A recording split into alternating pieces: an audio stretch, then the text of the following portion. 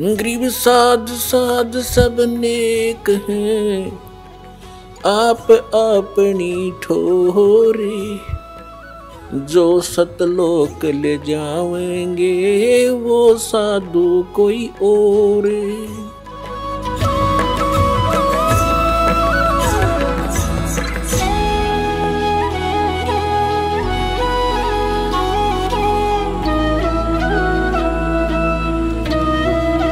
अब जो प्रसंग चल रहा है हम वहीं आते हैं कि जो साधनाएं शास्त्र विधि त्याग के मनमाना आचरण करते हैं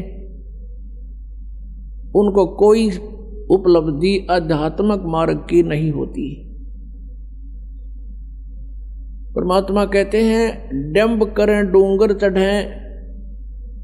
डूंगर कहते हैं ऊंची सी पहाड़ी पाल टीले पर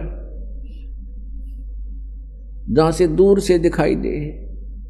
डंब करें डूंगर चढ़ें, अंतर झीनी झूल, और जग जाने ये बंदगी करें ये बो है सूल बबूल। आम जनता तेनों सोचा बड़ा साधक साधना कर रहा है, देखो सुबह से लेकर शाम तक अपना तप करता है। तो परमात्मा अपने उस आध्यात्मिक मार्ग में बताते हैं कि जनता जाने ये भक्ति करे यो बो है सूल बबूल। ये तो दम्भ कर रहा है, ऊपर बैठ कर ढोंग कर रहा है, दिखा रहा है आपको। परमात्मा के पाने की भक्ति जो है बहुत सिंपल है, और उसके लिए परमात्मा ने स्वयं आना पड़ा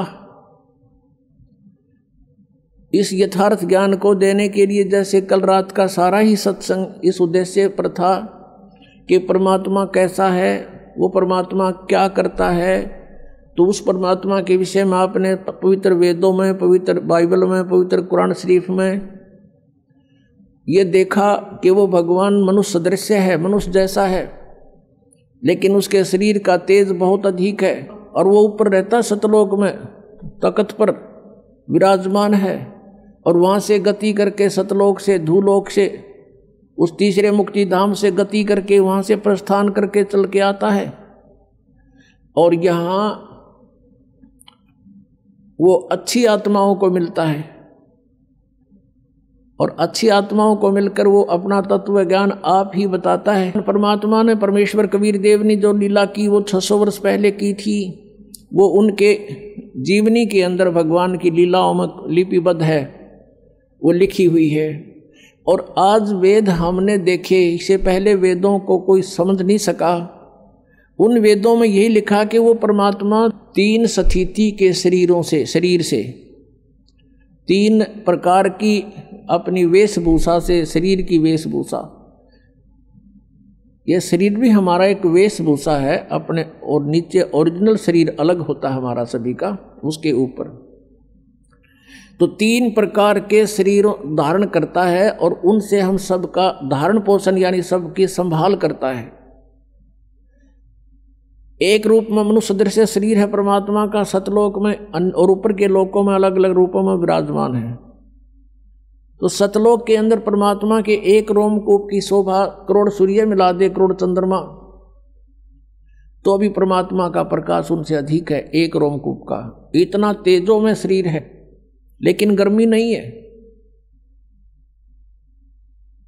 और फिर वो परमात्मा दूसरी स्थिति में जब आता है, वो प्रत्येक युग में एक लीला करता है। नवजात शिशु का रूप धारण करके प्रकट होता है, और बाहर जंगल में, नगरी से बाहर वन में एक तालाब के ऊपर,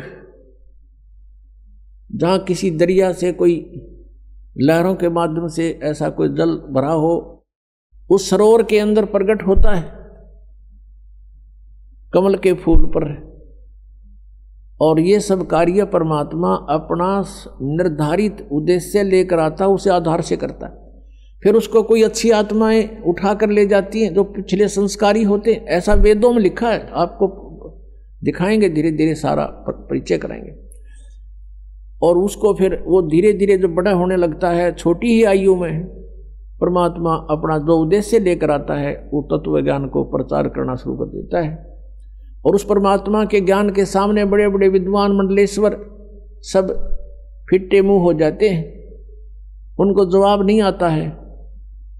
तो इस प्रकार परमात्मा दूसरी प्रकार की जो शरीर से लीला करता है वो शिशु रूप धारण करके आता है और ऐसे ही जनसाधारण की तरह कार्य करता है, अपना निर्वाह अपने हाथों से करता है और वो पूर्ण परमात्मा भी होता है और एक भक्त के भी लक्षण उसी में पूरे होते हैं और एक तत्वदर्शी संत भी कंप्लीट इन ऑल रेस्पेक्ट वही होता है और एक अच्छे नागरिक का रोल भी वही करके दिखाता है। हमारे को एक एग्जाम्पल कोड करते हैं भगवान कि इस लोक में आप जी ने परमात्मा पाने के लिए ही प्रयत्न करना है। यहाँ की अन्य वस्तुओं की तुम इच्छा करते हो तो अभी आप बालक हो, खिलौने मांग रहे हो और ये खिलौने टूट जाते हैं फिर रोते हो।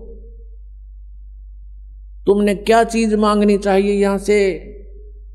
साईं इतना दीजियो जा मैं कुटुंब समावे, हम भी भूखे ना रहे अतिथि न भूखो जावे। कि हे परमात्मा इतना दीजिए जिसमें कुटुंब समावे, यानी रिक्वायरमेंट ऑफ फैमिली, परिवार की आवश्यकताएं फुलफिल हों, इतना दीजिए दाता और हम भी भूखे ना सोएं और कोई अतिथि आ जावे वो भी भूखा ना रहे। इसे अधिक नहीं चाहिए। परमात्मा कहते हैं घर तो 3.5 हाथ और गना तो 4.25, कह कबीर अधिका गहे ताको नहीं विचार। अपने 3.5 हाथ का ये शरीर होता है, प्रत्येक व्यक्ति का अपने 3.5 हाथ यानी इस कोनी से लेकर और यहाँ तक का ये हाथ कहलाता है इतना, और इसको आप 3.5 नाप के किसी रस्सी से अपने नाप के देखना पूरा पाओगा। तो कहते हैं घर तक 3.5 हाथ यानी आप उसमें आराम से लेट जाओ, पूरा पूरा हो जाए। और गणा तक 4.25 यानी और गणा कर 1 फुट फालतू कर ले, और इससे ज्यादा की डिमांड है तो व्यर्थ की बकवाद है वो।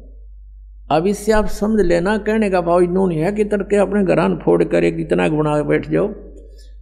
कहने का भाव ये है परमात्मा का कि एक चारपाई पर सोना है और वो 3 बाई 6 फुट में आ लेगी। एक कमरे में आपका काम चल सके, खूब गना कर 2 बना लो, इससे अधिक कोशिश ना करना। वो परमात्मा दे तो अच्छी बात है, 2 बन जा, 3 बन जा, बस इससे ज़्यादा का प्रयत्न ना करना। यानी जिसके पूर्व जन्म के संस्कार हैं वो अलग बात है, कोई ठीक भी बन रही है तो बनी अच्छी बात है, लेकिन भक्ति उद्देश्य मूल रखे। और जिनके पास पूर्व जन्म की कोई ऐसी पुण्य नहीं है और वो झोंपड़ी में भी रह रहे हैं तो परमात्मा कहते हैं भक्ति ही करनी है। उस 4 कमरे वाली कोठी में भी भक्ति करेगा तो उसका उद्धार है, नहीं तो वह कोठी साथ नहीं दे, ना वह चाल साथ। और एक झोपड़ी में प्राणी रह रहा है और वो भी भक्ति कर रहा है तो दोनों को एक सी उपलब्धि है। और झोपड़ी वाला इससे चक्कर में रहा मैं भी कोठी बनाऊं, मन्नू कर लूं, तो ये व्यर्थ प्रयत्न है। इनसे अपना मन हटाना। अब प्रसंग चल रहा है कि परमात्मा, जैसे कल सत्संग के अंदर आपने सुना था कि वो परमात्मा सतलोक से चलकर आता है, वो 3 सतिथि में उसका शरीर है। तो दूसरी सतिथि में वो हमारी कैसे देखभाल करते हैं, कैसे धारण पोषण करते हैं। वो एक बालक रूप में प्रकट होते हैं, धीरे धीरे बड़े होते हैं, फिर एक अच्छे नागरिक की तरह एक जीवन जी कर दिखाते हैं।